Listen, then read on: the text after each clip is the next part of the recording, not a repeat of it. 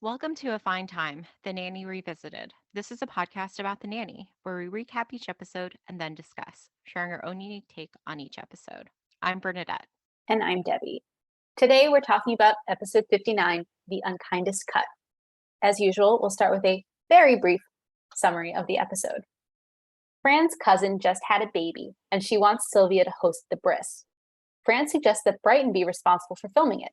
Brighton is excited about his first job, but he ends up confusing the brisket for the bris, and then fainting upon learning what a bris actually is. Fran's instincts are also wrong when it comes to Maxwell's secret manuscript that she submitted to a publisher. The publisher responded with a terse letter saying that they hate it. Fran turns things around and her old instincts are back after America's Wackiest Home Videos accepts Brighton's bris video and the family flies to California for the show taping. At the studio, Fran wanders onto the Dr. Quinn set and gets herself kicked out of the studio for using a fake toilet that looked real. Brighton's video came in second, but he consoles himself by picking up the stars of the winning video. Meanwhile, Fran resubmitted Maxwell's manuscript to a publisher for hire, and unsurprisingly, it was accepted. Bernadette, do you have anything you want to add? No. All right. Would you like to take us to scene one? Yes, so we open this episode in Maxwell's office, and Maxwell is at his desk, Niles is there, and Cece is there as well. And Cece starts off by saying, Maxwell, I can't believe you won't let me read your first novel. I've never been more insulted in my life. To which Niles, of course, has never been so insulted. Well, now I'm insulted.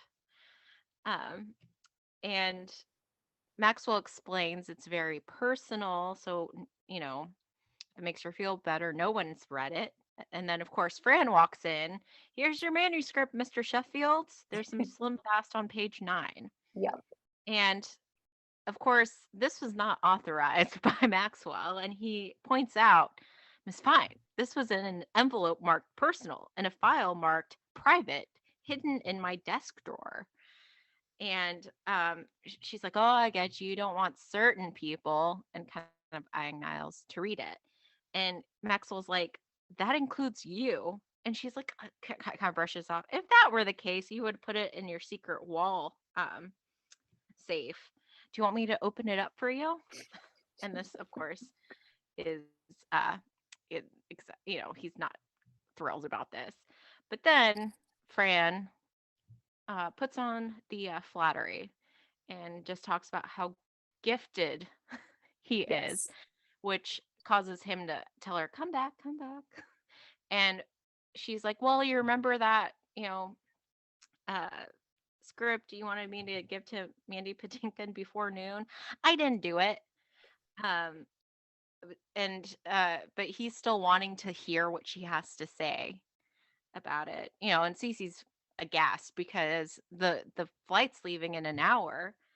And so, Fran's like, oh, should I go deliver this or do you want to hear about your book? And Max was like, sit. Cece can go.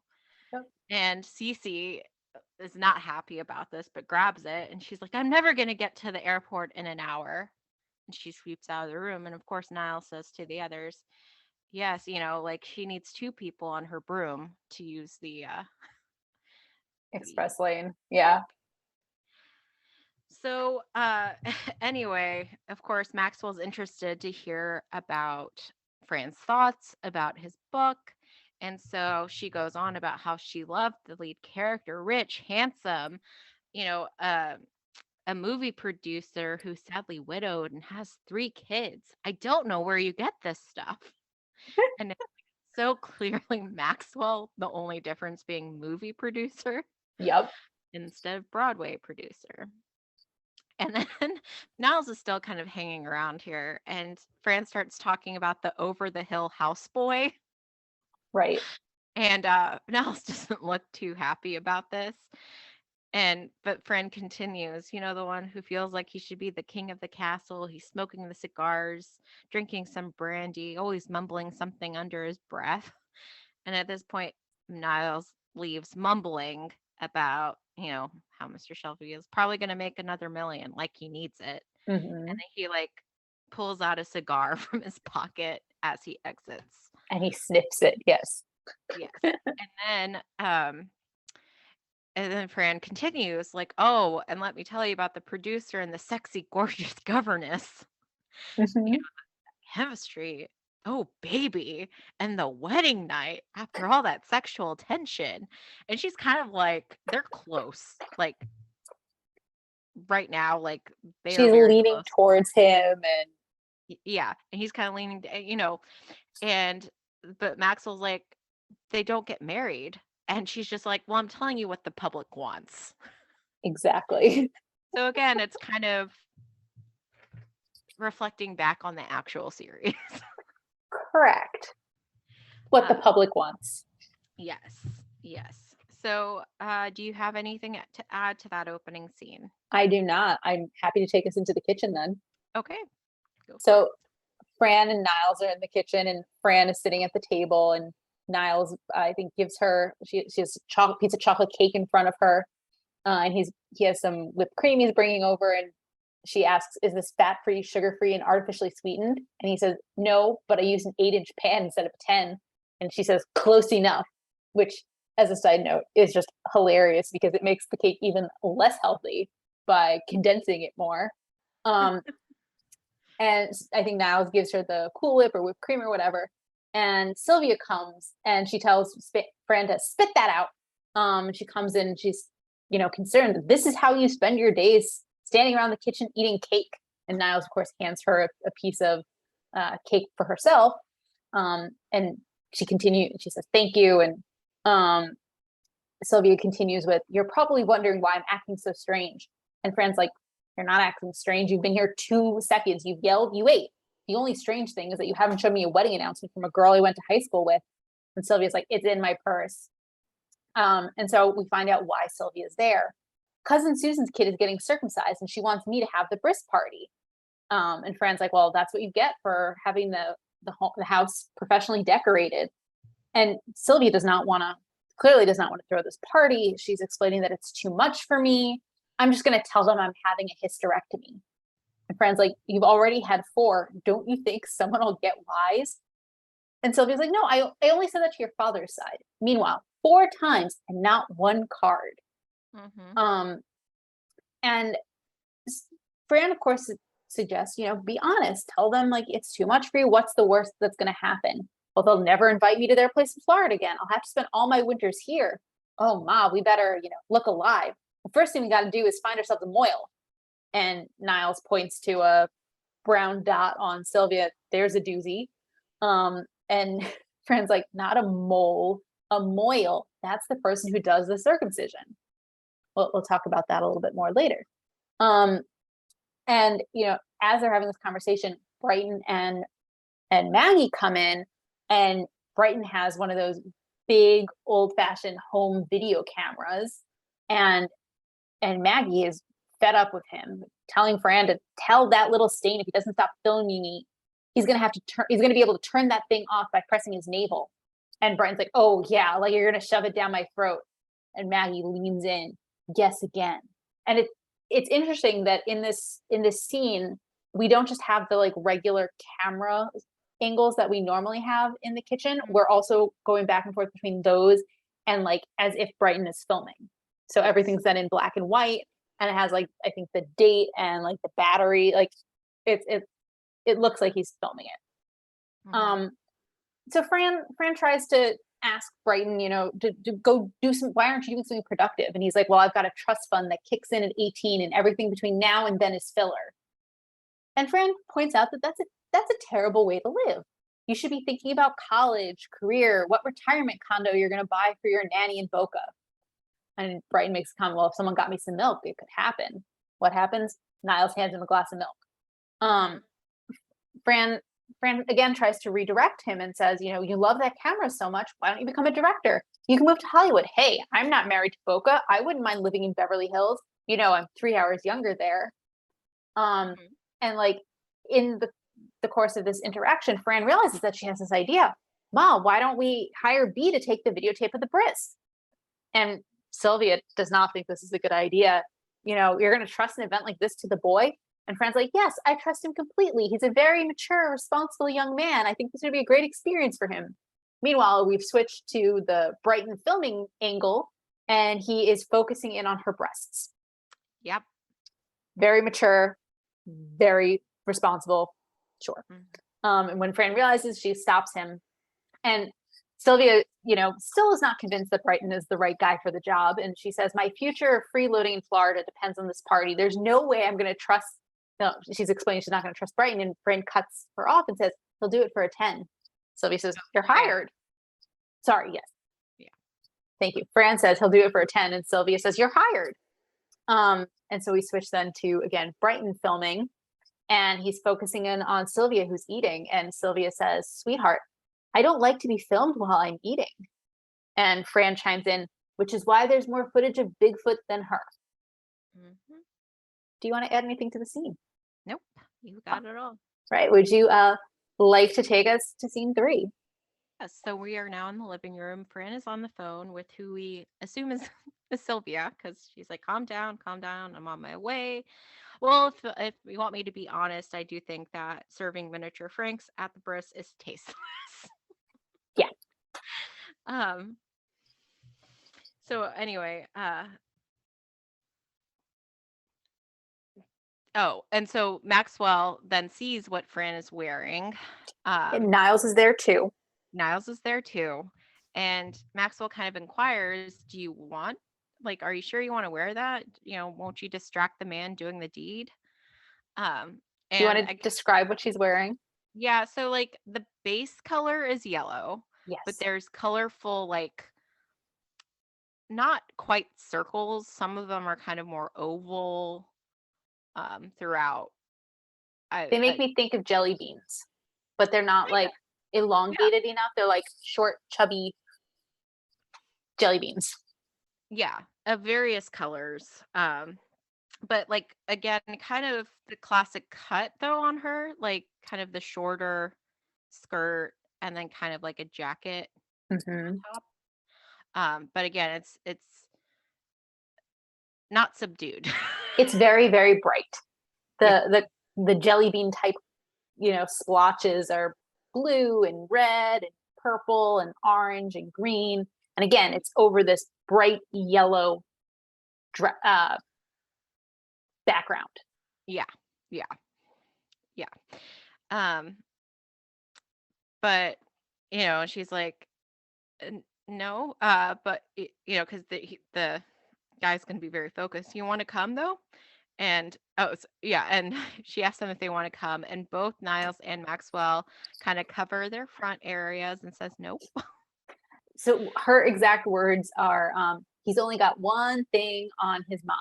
He's only got his mind on one thing, and she mimics or minds cutting. Want to come? Yeah. Nope. So anyway, they start talking though, kind of about, how, because Brighton's not down yet. They're still kind of waiting for him to come down. And there's something about smoked turkey. I have smoked turkey and I don't know the context anymore. Yeah. So, sorry. It's fine. So Maxwell explains that Brighton's, in his closet picking out a tie because he wants to look nice for his first job. And Fran says, nobody in my family is going to look at him twice unless he's wrapped in turkey with a toothpick shoved through him. Yes. And then, Maxwell does compliment her though about being able to get Brighton off his duff. And, she's like, oh yeah, I've done this before, something online. He's like, I thought this is your first nanny job. And she's like, not that, I'm talking about being a yenta. Yep. And she talks about how she has great instincts. And at this point, Maxwell is helping her get her jacket on. So she's saying she has great instincts. And Maxwell's like, you're the best. And Fran continues, and I know when to give a guy a little push. And he responds, you're amazing. Again, as he's helping her get the coat on. And so she's like, so then it was right to send your book to a publisher? And he immediately goes, you're fired. Yep.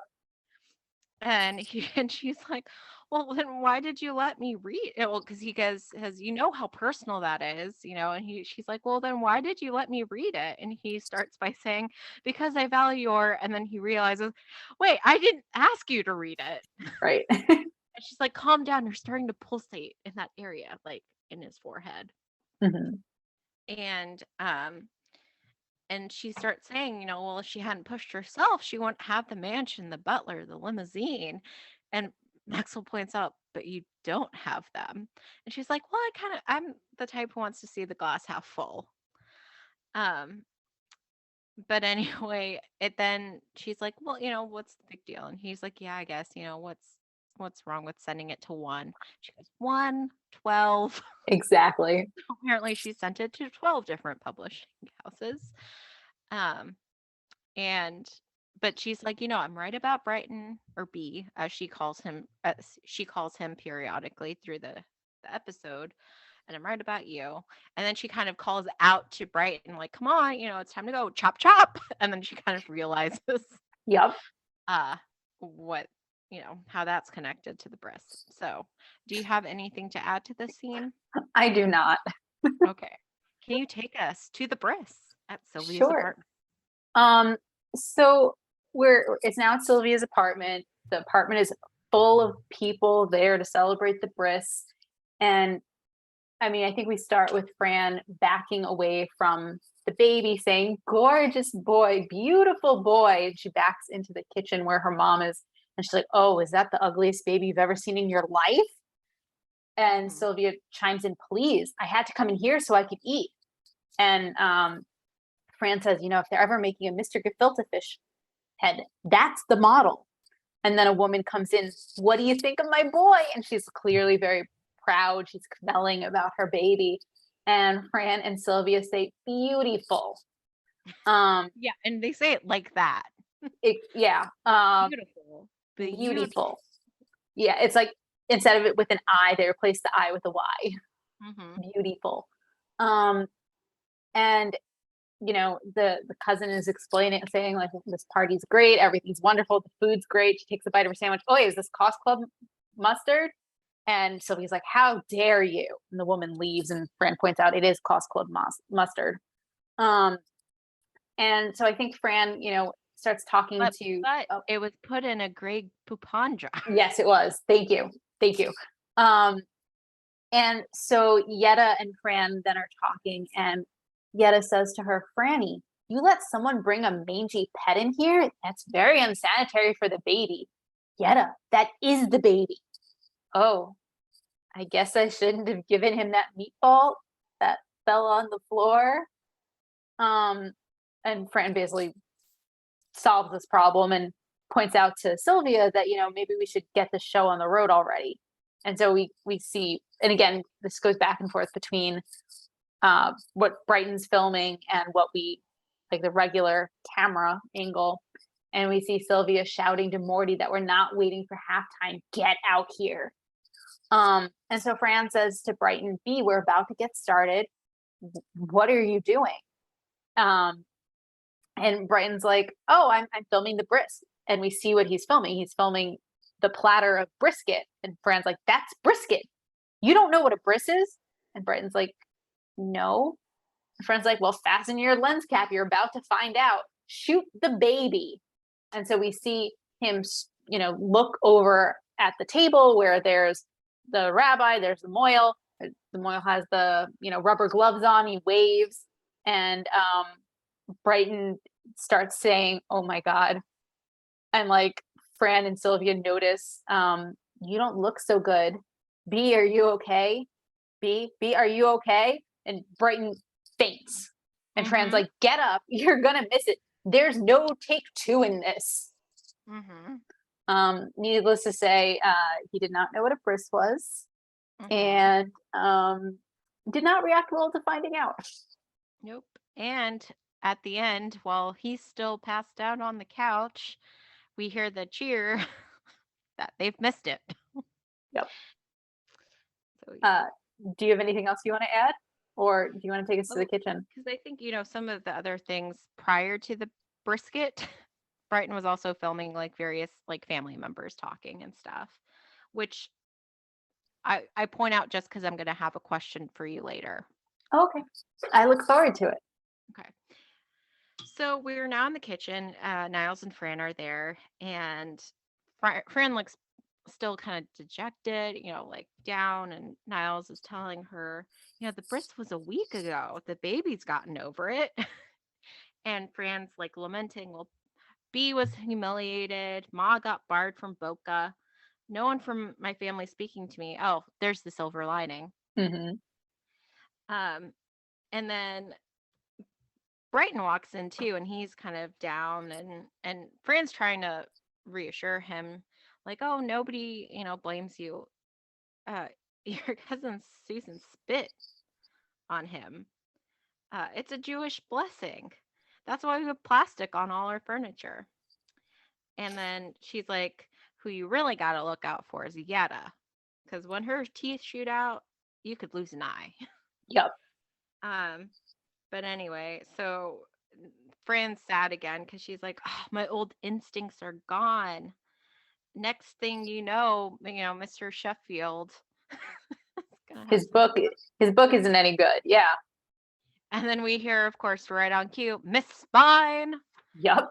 He quickly runs to hide behind the door as it opens. And the door remains kind of open, and she's hiding there. And Maxwell asks Niles if he's seen her. Oh, she's gone out.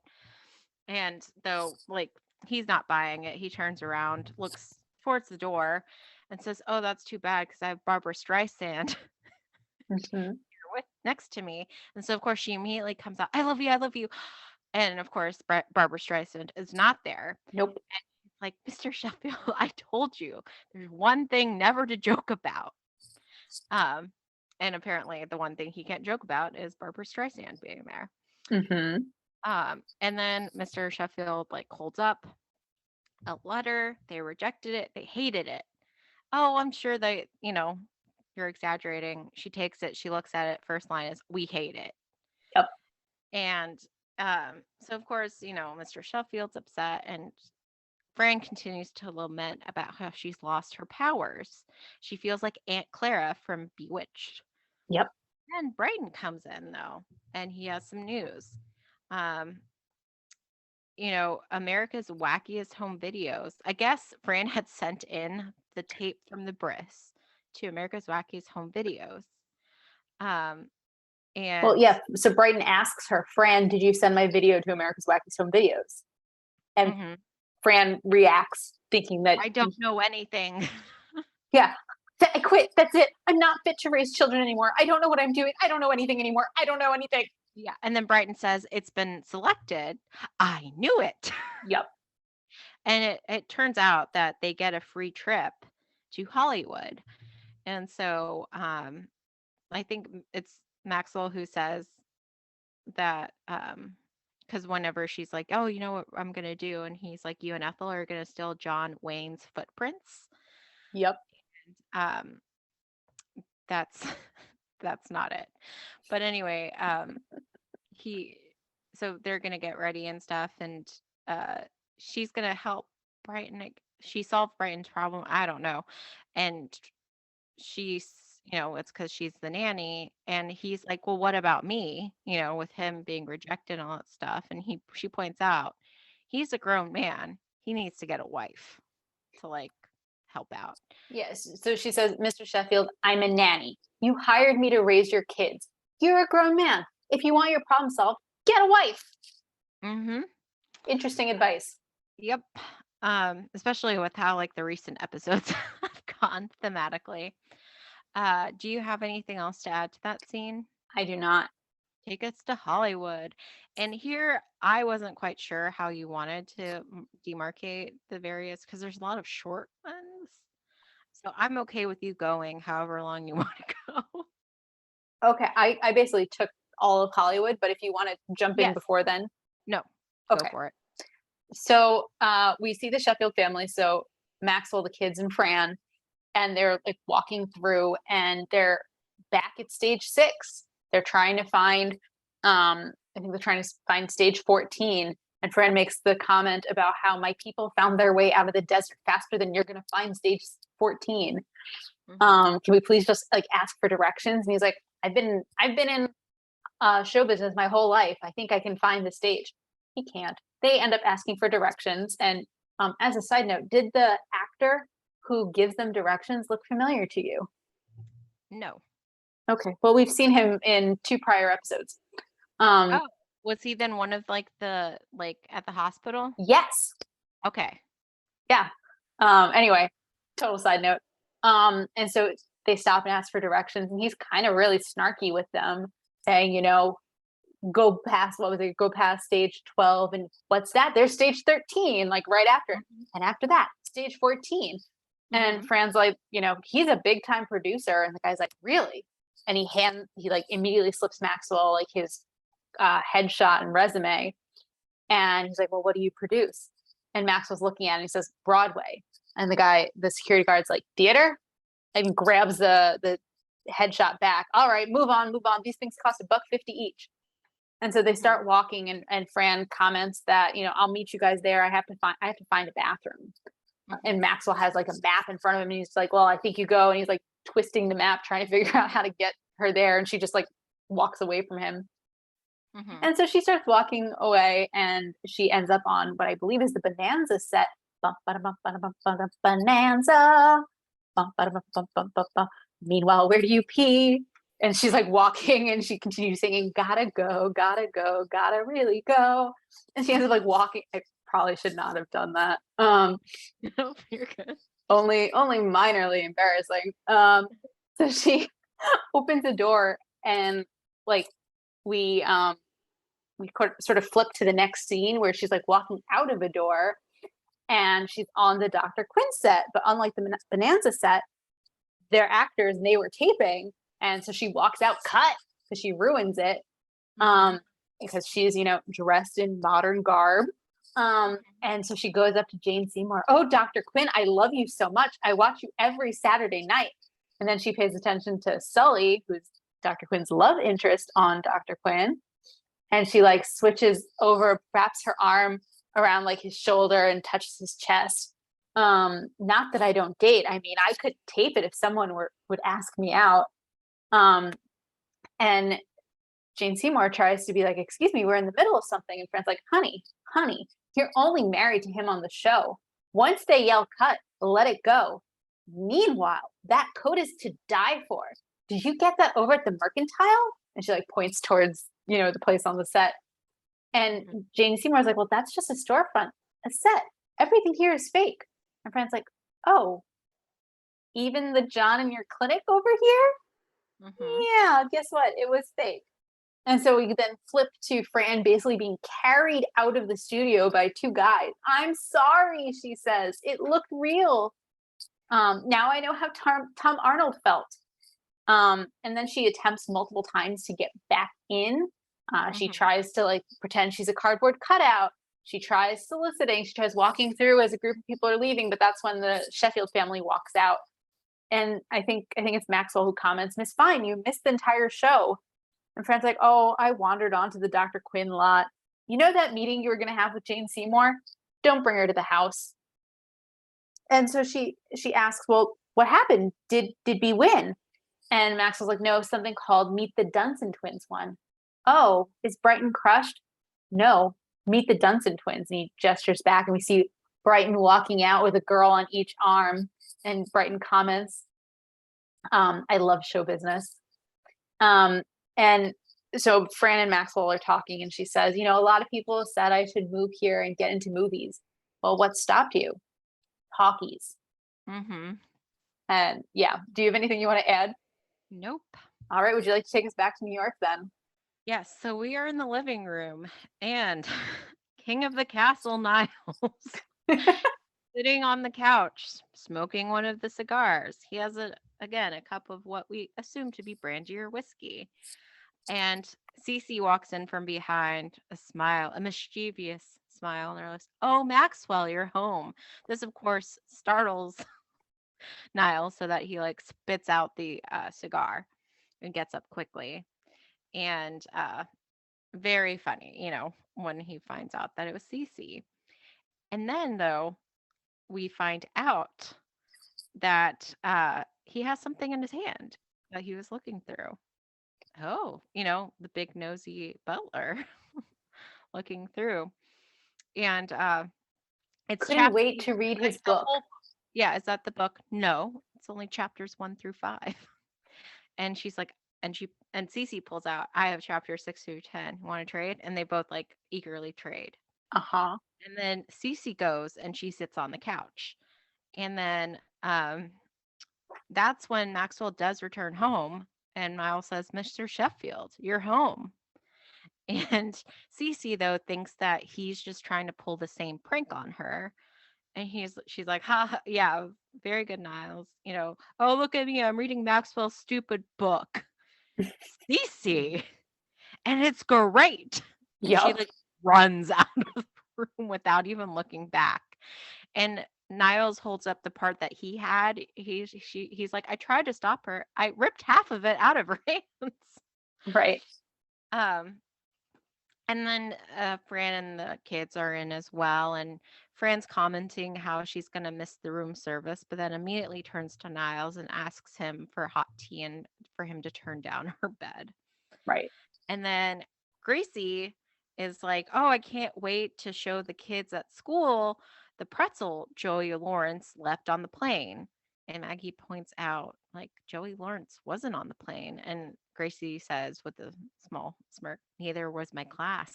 So she's Mm-hmm. gonna straight up lie. Yup. So again, Fran's trying to, this is when Maxwell gets a letter. It's fine. Someone will publish the book, and she's like, I never doubted you.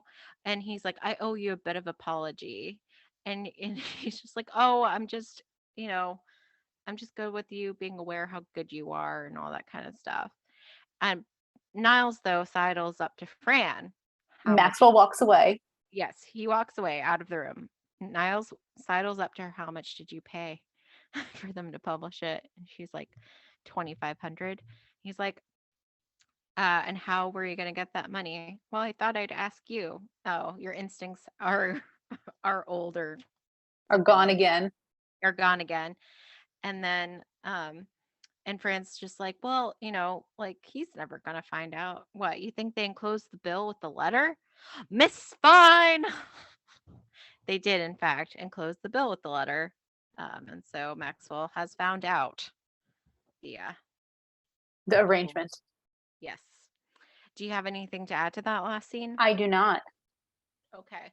Before we get into the shticks, my question to you Okay. is, do you think the video Fran submitted was the entire video that we saw as the audience, or just the portion at the end where he faints?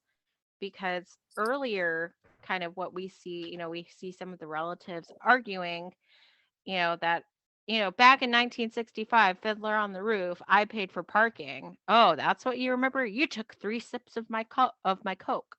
Like, and then you see like close-ups of like the other people. So do you think what was sent was the entire thing, or just at the end where Brighton faints? It has to be the entire thing, right? Mhm. Because otherwise it's way too short. Yeah.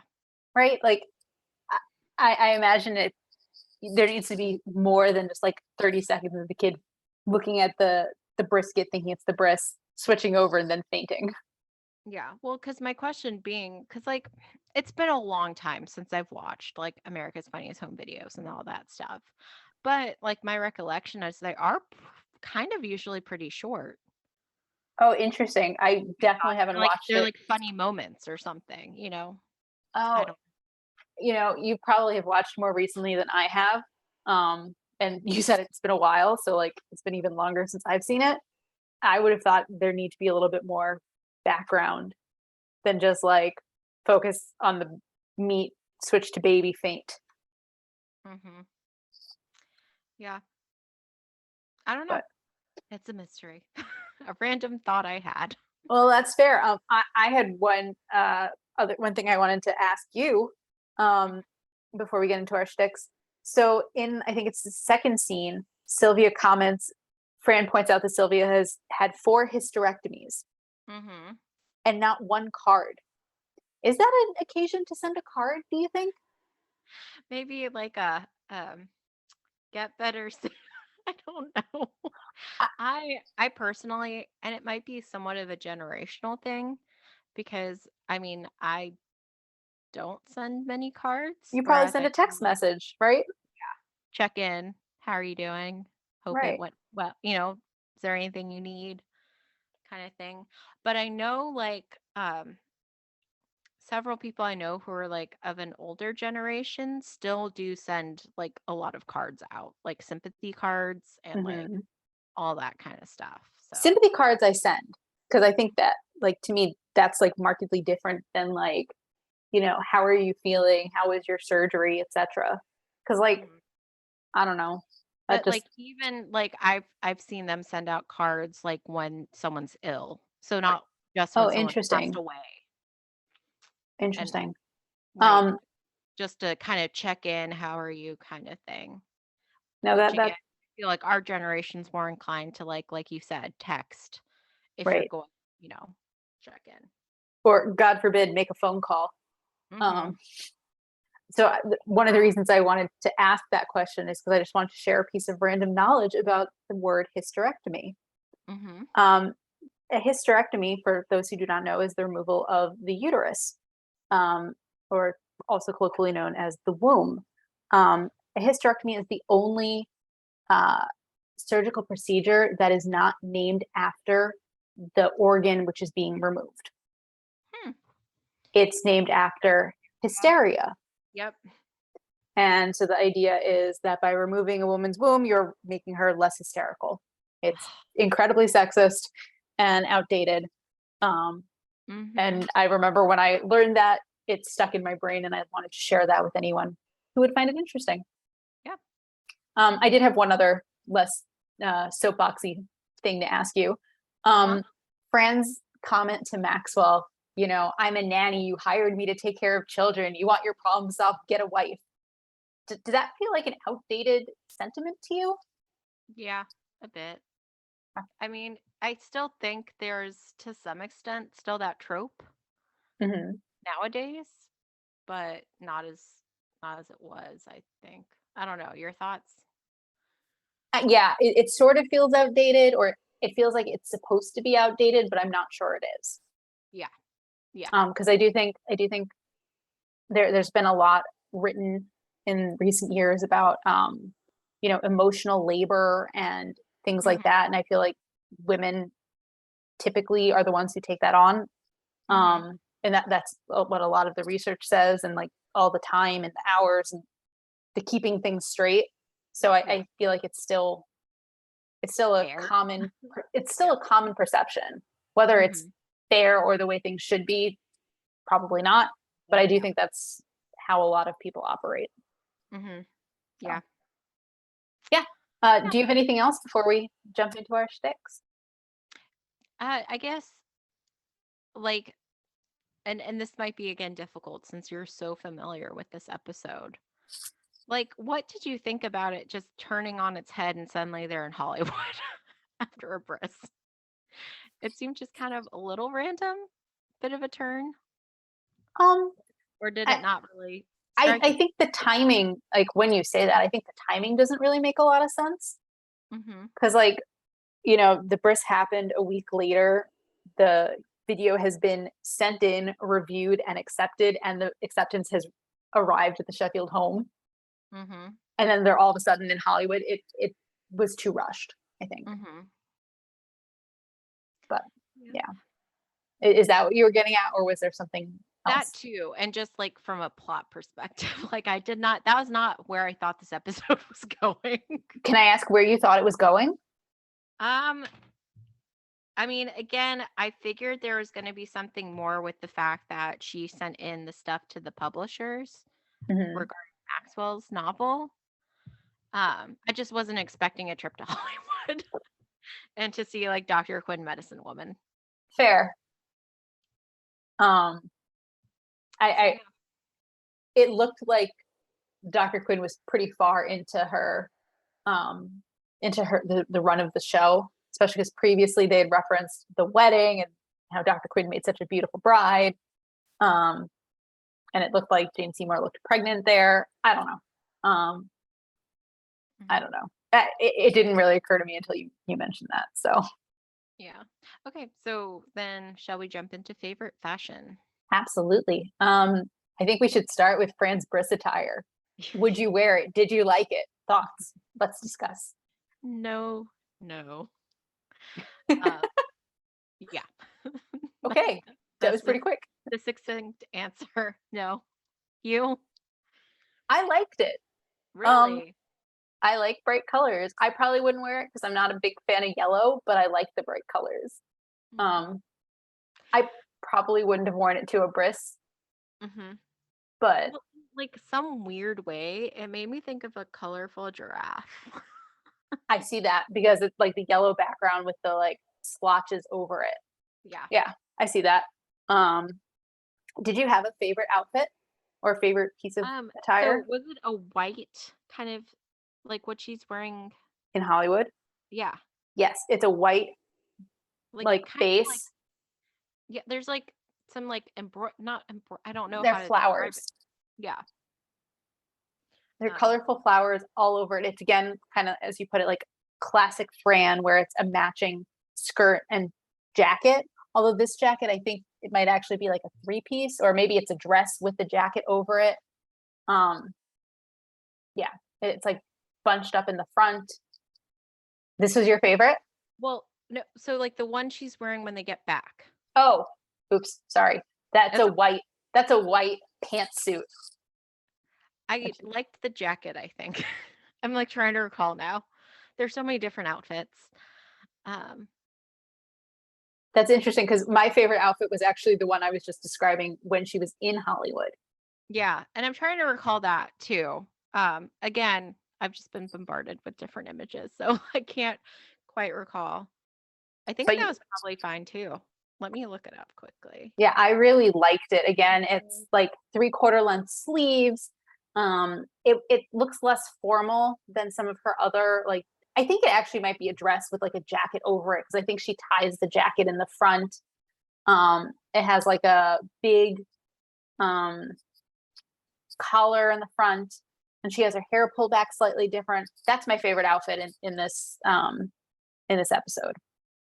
I think she looks so good. But I also like query when they like got to Hollywood. Did she travel in that? In which case that seems super impractical. Although, side note, what she wore to like get back to New York also seems super impractical to me for traveling. Like really dressed up. Like a white pantsuit.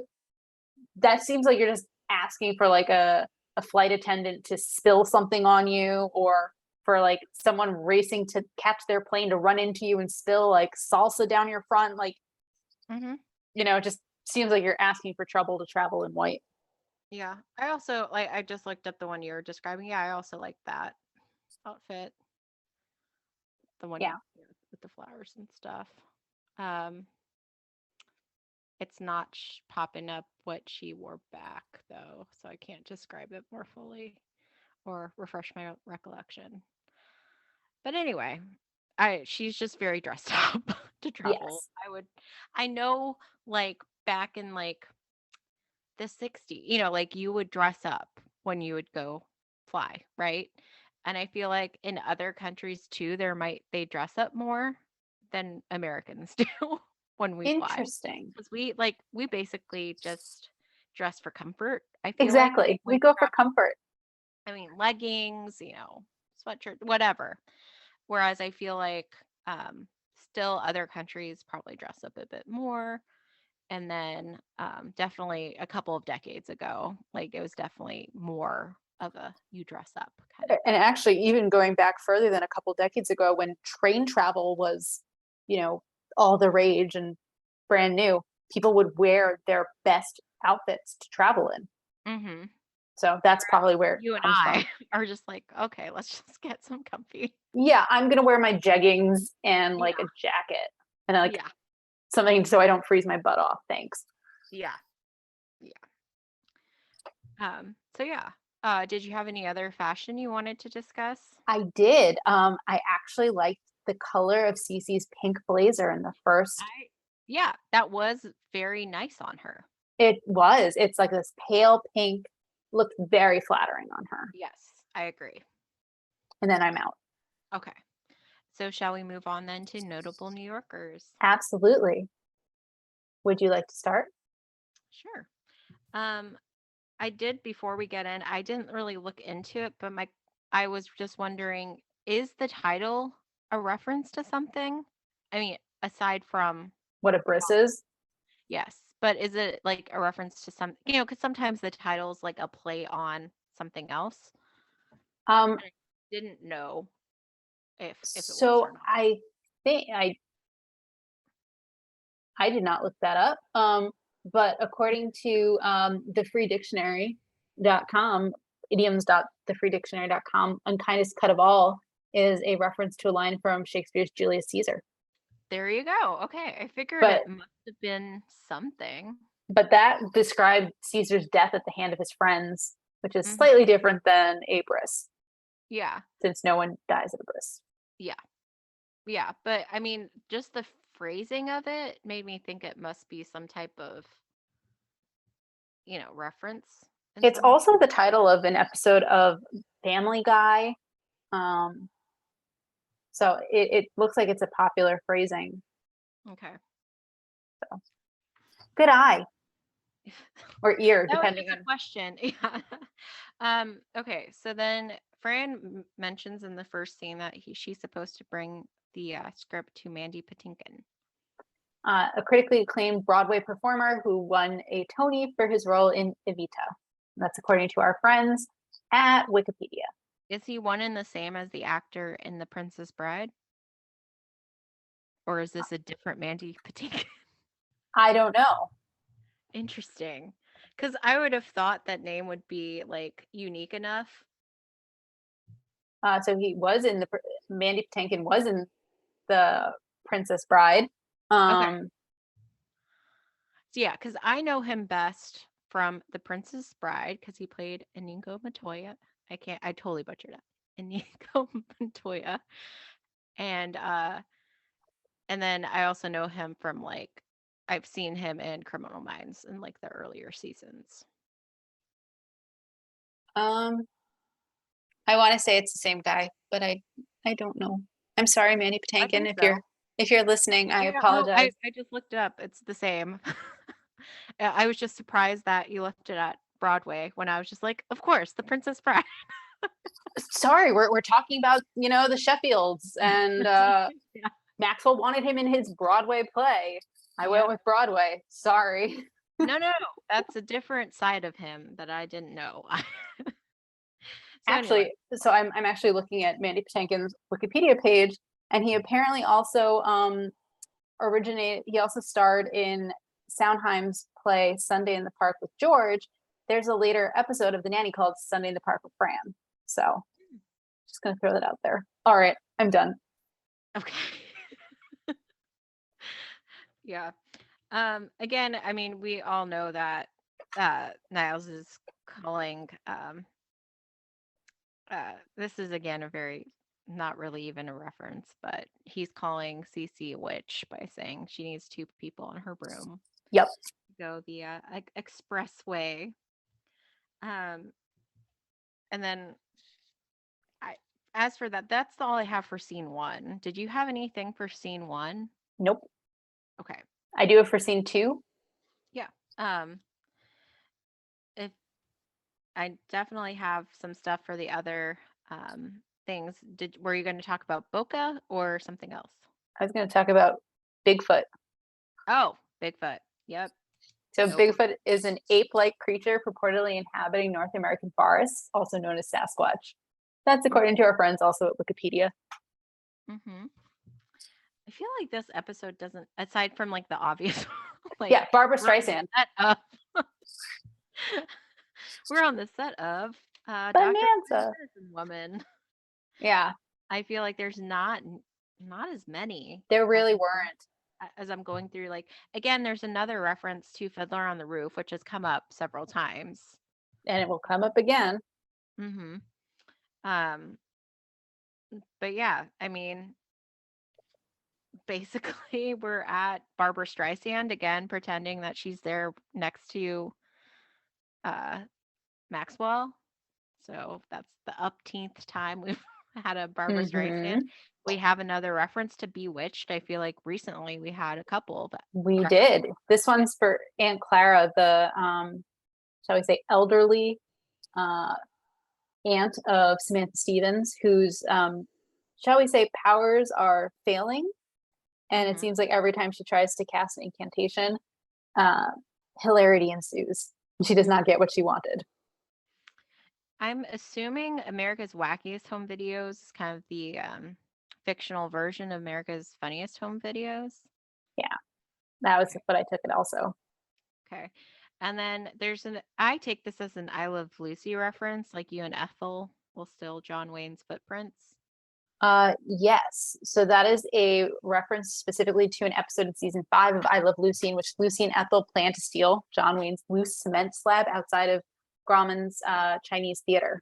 And that's according to our friends at ultimateilovelucy.fandom.com. When they get to Hollywood, there's a song playing. I'm not exactly sure the title, but I'm assuming something along the lines of "I'm going to Hollywood." I assume that as well. Okay. It's not a song I was familiar with. And then I'm familiar with it from the Nanny. Yeah. And then you mentioned that the actor who plays like the security guard, played by Lawrence Manley, who also played the orderlies in Deep Throat and the Christmas episode. We will also see him in the episode Samson, He Denied Her. The Bonanza. It's a Western television show that had 431 episodes. It's NBC's, I think, longest running Western. And that's according to our friends at Wikipedia. And then obviously Dr. Quinn, Medicine Woman. We've talked about it before. It's an American Western drama about Dr. Michaela Quinn, a doctor who left Boston to practice in Colorado Springs. And again, for our listeners who may not have seen this episode or seen it recently, like Jane Seymour and Joe Lando actually appear in this episode. Yes. And they're, again, the main actors. They're the stars of Dr. Quinn, Medicine Woman. Yep. Tom Arnold. So Tom Arnold is an American actor and comedian who is known for his role on the show Roseanne while he was married to Roseanne Barr. I couldn't find a more specific reference to like him being carried out or being pushed out of a studio, but I assume something like that happened. Were you wanting to talk about talkies? That or not? I didn't, but okay. But I mean, basically, that's when movies started to have audio. Sound. Yep. Yeah. Which is why she jokes that that's what kind of stopped her Hollywood career. Because of her nasal voice, which I find endearing, but that's just me. As she and her mom and grandma point out, their voices are very soothing. If you recall when they're in therapy together and the therapist fell asleep. Oh, I hear my voice is very soothing. Oh yeah, I hear that all the time. Joey Lawrence. An American actor, game show host, singer and songwriter, record producer, and musician who's best known for his role as Joey Russo on Blossom. That's according to our friends at Wikipedia. Do you have any other? Just two from the actual Briss. Grey Poupon is a brand of Dijon mustard, and that's according to our friends at Wikipedia. And Cost Club is a subscription company with explicit conservative ties, and that's according to thecostclub.com. Interesting. I thought so. Yeah. That's all I got. Okay. So then shall we go on to Yiddish Cop, which we have quite a bit. We do. So we're going to start with some things we've talked about before, which is a yenta. That's a busybody. Fran's prior qualifications before she became a nanny. A moil is the person who actually performs the circumcision, which we learned in scene 2 of this episode. Gefilte fish is a traditional Jewish food served on holidays like Shabbat and Passover. It consists of freshly ground up fish, which, to quote myjewishlearning.com, is then boiled with love. Spitting as a Jewish blessing we kind of talked about, before poo poo poo in response to something very good or evil. And no one knows where the custom of spitting started. That's according to our friends at jewishvirtuallibrary.org. Fran makes a comment about wandering through the desert after the Jews were freed from slavery. This is part of the Passover story. After Jews were freed from slavery, the Israelites then wandered the desert for 40 years before getting to the promised land, aka Israel. And then I guess the big one, which I'm not quite sure how much more I need to say, is the bris, right?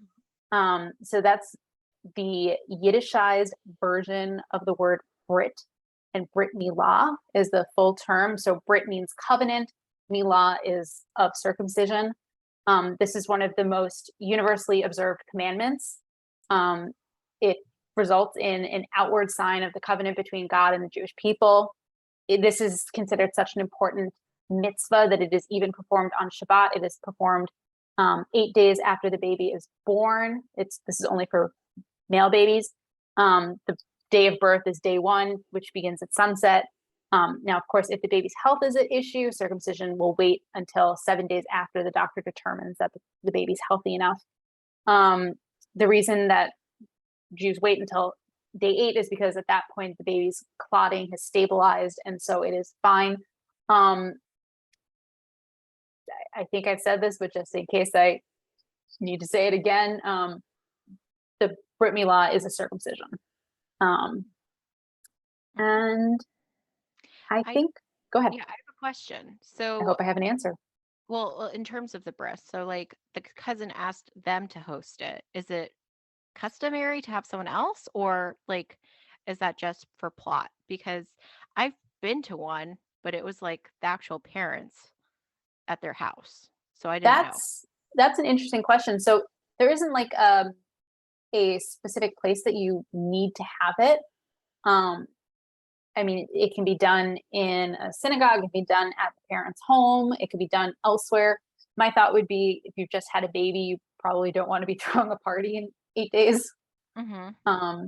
So that's my thought. Yeah. Okay. I was just curious. I don't remember. I've only been to, I think, one, and I know it was not held at the home of the family. It was held elsewhere. But this is one of those things that like the timing is very specific. So it's really hard to get a like location and everything done in that time period. Mm-hmm. So I guess I'll also mention that like the staging of like what was supposed to be the bris wasn't exactly accurate. So typically the baby is going to be carried in by his godparents, and then the baby is welcomed by everyone with, the saying, with either in Hebrew or in English, welcome, blessed is he who is about to enter the covenant. The baby is then handed to the moil, who then hands the baby to the sandek, which is typically the grandfather who's going to actually hold the baby during the procedure. After the bris, the moil will recite the Kiddush and announce the baby's Hebrew and English names. And then afterwards, there's food, Sudat Mitzvah, the festive meal. Oh. So, yeah. Okay. I think that's all. That's it. Okay, awesome. So the 90s nostalgia. Brighton's video camera. Mm-hmm. Videotaping family events using a video camera. Well, here's the thing, is that it's interesting that whenever we see it from his perspective, it's like black and white, because correct, they were totally in color at that point. So that's a good point. I don't know why Brighton had an old well off. Like correct. So yeah, I just thought that was interesting. That is an interesting point. I guess it was just to emphasize that it's from his perspective. I think so. But I mean, that also would have come through even if they had made it black and white, by virtue of the fact that he, like, it was like a filter. Point of view. Yeah. So whenever Maggie calls him a little stain, I'm like, that's so 90s, 80s. Like nobody goes around calling someone a stain these days, at least not that I'm aware of. I didn't even I thought that was just like a weird insult. I didn't realize that was like tied to the time Well, it period. sounds so like that period. I mean, it doesn't sound like today, right? No, it sounds weird. Mm-hmm. Did you have any more? Old cars. Yep. The fashion attire for pretty much everyone at the bris. Mm-hmm. So whenever Gracie's talking about the pretzel that she made up that Joey Lawrence left on the plane, I don't think she could get away with it this day.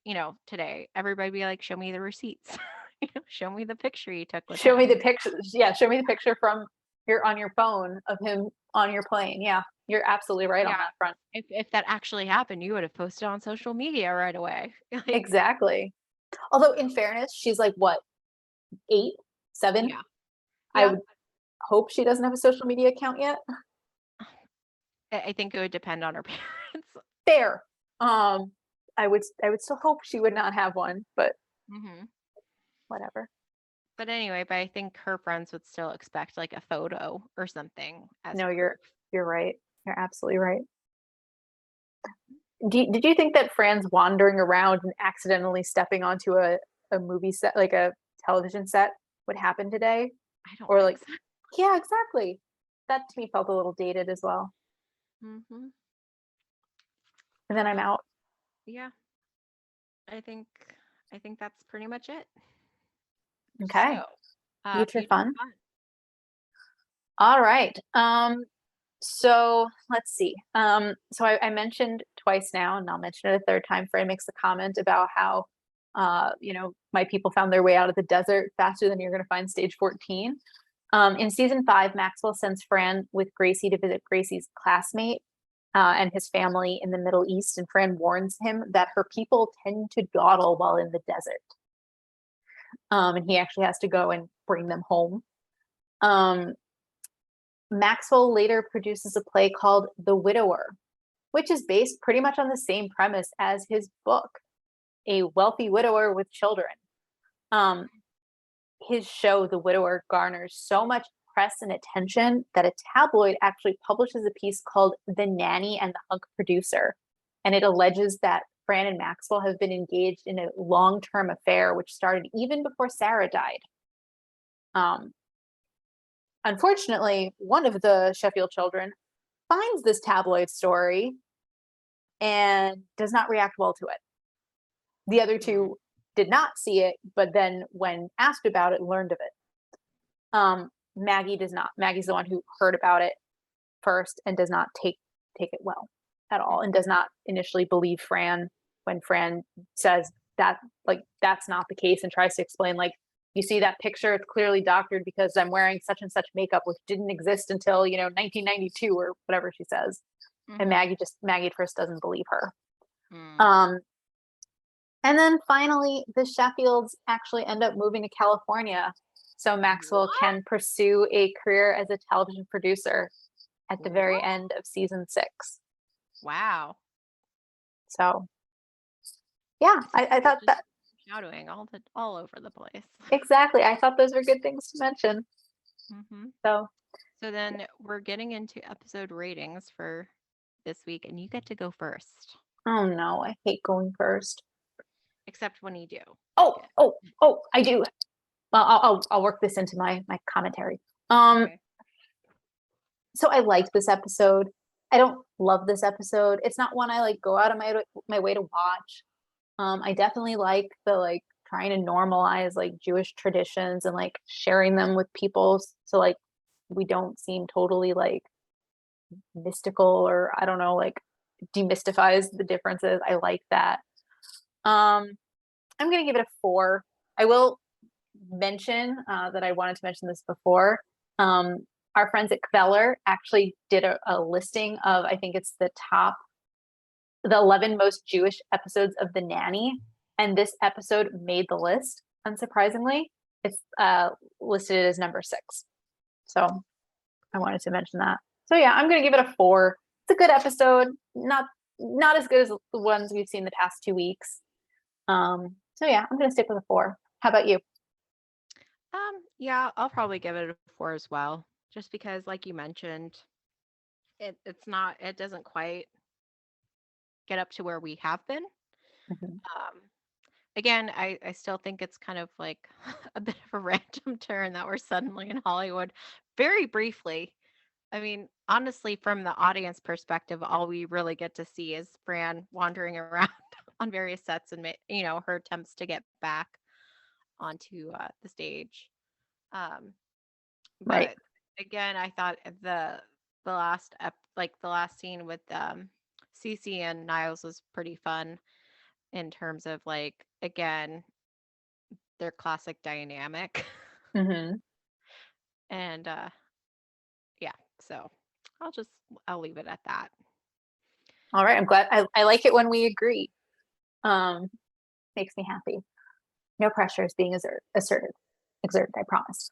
Yeah, Um, just one quick, I guess, one thing again, just like the sexualizing of Brighton still is kind of just gonna say that. But yeah. I mean, at least now he's a little bit older, so it makes a little bit more sense. yeah. Not saying it's great. I'm actually surprised you didn't comment on the catty things that were said about the baby at the bris. Yeah, I mean, poor baby. Maybe he'll grow out of it. Yeah. Well, I'm glad again that Grandma Yetta didn't accidentally kill the baby by giving it a meatball from the True, ground. that would have been bad.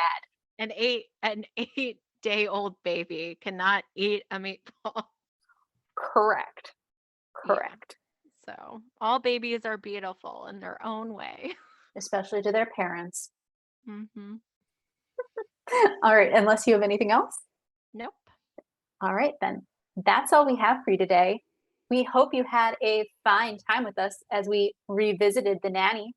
Join us next week when we'll be discussing episode 60, The Kibbutz.